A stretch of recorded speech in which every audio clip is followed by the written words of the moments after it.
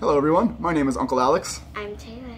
And this is Uncle and Taylor Productions, where we review movies, books, toys, whatever it is that we feel like reviewing. Today, Amulet.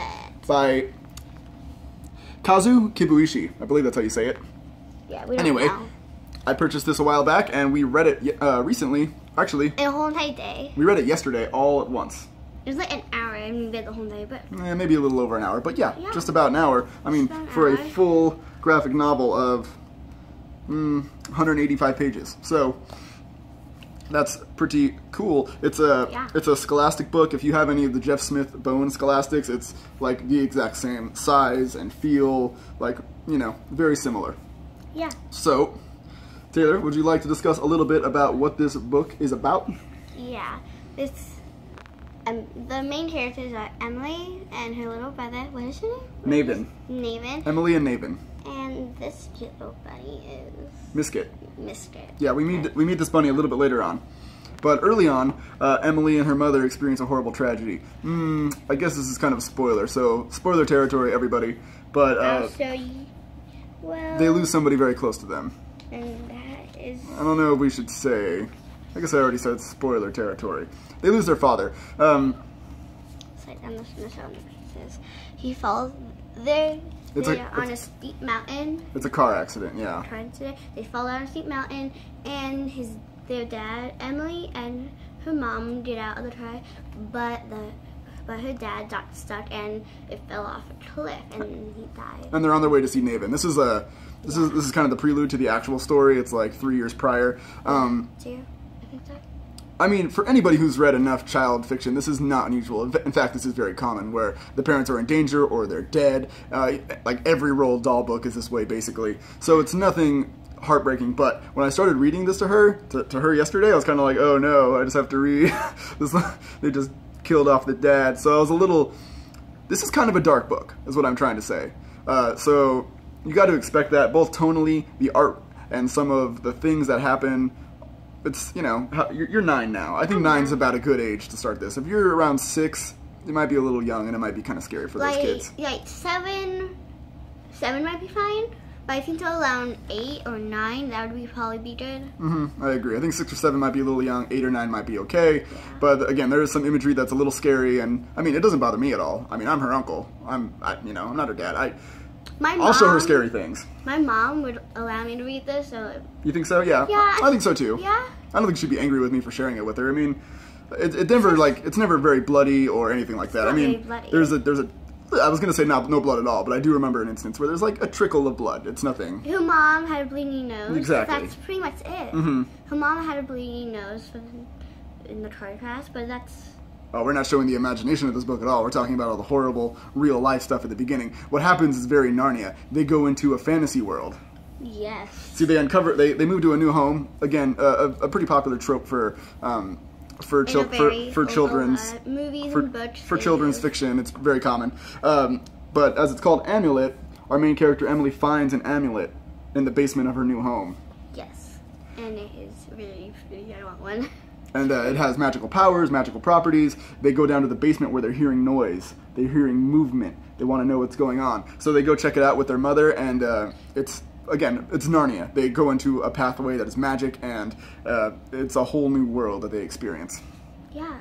Their mother gets attacked and taken away by a monster. By a tentacle monster thing. Forget what it's called. Unimportant. So the book is essentially them trying to understand their new world, their new powers, and save their mother. Yes. And along the way, they meet this cute little bunny. Yes, Miskit. See, they have to make it to a house. The amulet talks to them. It's very Deus Ex Machina. Like, what are we going to do? The amulet tells you what to do. It almost plays out like a video game in a way. I want to show them that guy. That's like the elf dude thing. Anyway, amulet tells you what to do. They're on their way. It says, go to this house. So they have to go to this house where their ancestor lives, but he's dying. But he's made all these amazing robots, and that's that bunny on the cover named Miskit. He's one of the robots. He's kind of the main one. The goblin is like the bad guy in this. And whenever it's just like, that's him. And that's it.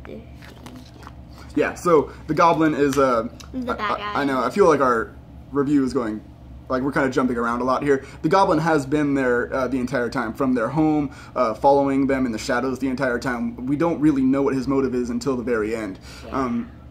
So basically the journey is, we need to save our mom. They go find their ancestor, they go get help, they go try to save their mom. It's very, very difficult. They are mostly successful, but it does leave off on a cliffhanger, which leads into the next book, which we don't have yet. This one, I don't know if we actually mentioned it, but it's called Book 1, The Stonekeeper. Yeah, there are six books. There are 6 books released as of now, but I think the series is ongoing. Yes, there's going to be a 7th book.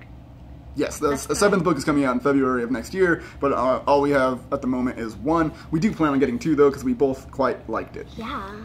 I'm going to buy it with my own money. That's how much I like it. Yeah, you know, that says a lot. Yeah. So, high points for me, the art is fantastic. It's insanely beautiful. I mean, there are moments here where... Like, that's pretty dang good. Nice. That's nice. Oh, I want to show them the rocking house. This is inside their ancestor's home. That's very pretty. That's kind of a huge spoiler at the end. You know what? It's so cool, though. Like, yeah, know, you go ahead. You take care of that one. We have to show that one. So the art's amazing. For anybody who's seen the new Harry Potter covers, this is the same artist. He, the artist, writer of this. House. That's pretty cool. It's very neat.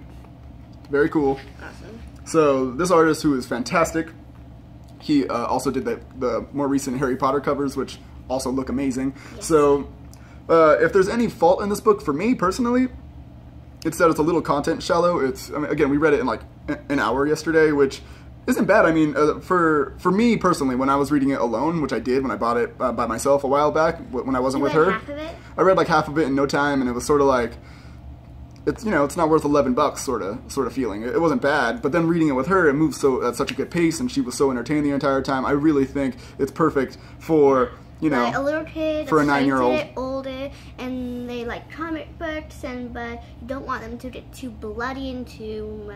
Oh yeah, I think it is absolutely appropriate for her age. I read it to her, but I don't think I would have had to read it to her. If she wants to buy these on her own and read them, she can. I could definitely. These are very. This is like as many words as they say on a page. That's how many words that there pretty much are.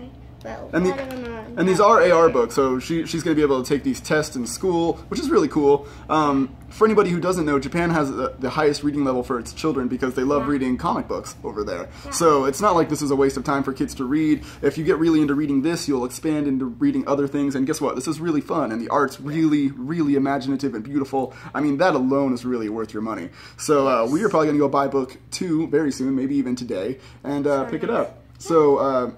kind of hard to give this a star since it's really only the first part of a story, but I would say recommended or not recommended, well recommended. Yes. It is, again, it is $11, and if you're buying it as yourself, as a 20-year-old person who just wants a good bit of reading, it's beautiful to look at, but there's not a lot of real material here, but it's not bad. I mean, it's a lot of fun still. Who knows where the story will go, but I can say that it feels like there is a lot of potential, so I'm hoping it gets amazing, because it's a good start, a very solid, fun start with, again, fantastic art.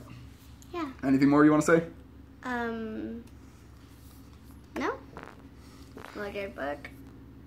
Okay, well that covers that. That is book 1, ladies and gentlemen, Amulet by Kazu Kibuishi.